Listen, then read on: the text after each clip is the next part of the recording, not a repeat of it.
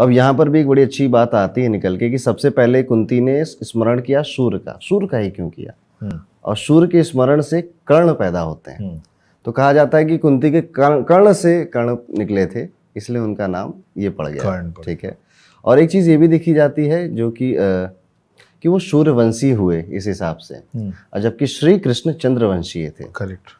तो सूर्यवंशी और चंद्रवंशियों में अलग अलग रखना जरूरी था। तो ये भी कहा जाता है विधि का विधान ही था कर्ण का जन्म होना। हम कर्ण पे अभी और बातें करेंगे, बड़ा इंटरेस्टिंग कैरेक्टर है यहाँ का। बहुत अच्छा, ठीक है। अच्छे कैरेक्टर। और उसके बाद पांडु बड़े होते हैं।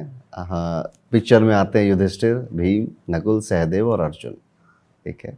और इनको राजमहल में थोड़ा सा बचपन से ही देखा जाता है महाभारत में कि एक हीन भावना से देखा जाता है, क्योंकि पांडु के बाद धृतराष्ट्र राजा बन गया। धृतराष्ट्र के अंदर या उनके पुत्रों के अंदर एक बात ही आ गई कि राजा अब टेक्निकली तो पांडु थे, पांडु के बाद उनके बच्चों को बनना चाहिए था। करेक्ट। बट विधि के विधान ने बनाया धृतराष्ट्र को। राइट। अब कौन से बच्चे बनेंगे? वैसे आपके हिसाब से क्या सही होना चाहिए था? तो हम अभी आगे बढ़ जाएंगे ना, फिर माँ कुंती छूट जाएंगे। अच्छा, ठीक है। तो हम आपको पहले कुंती से रिलेटेड एक कहानी बता देते हैं, नहीं तो हम दोनों ही बातचीत में ना वो बात रह जाएगी। ओके। तो अब मैं आपको सीधे लेके चलता हूँ कर्ण के वध के बाद, कर्ण के देहांत के बाद।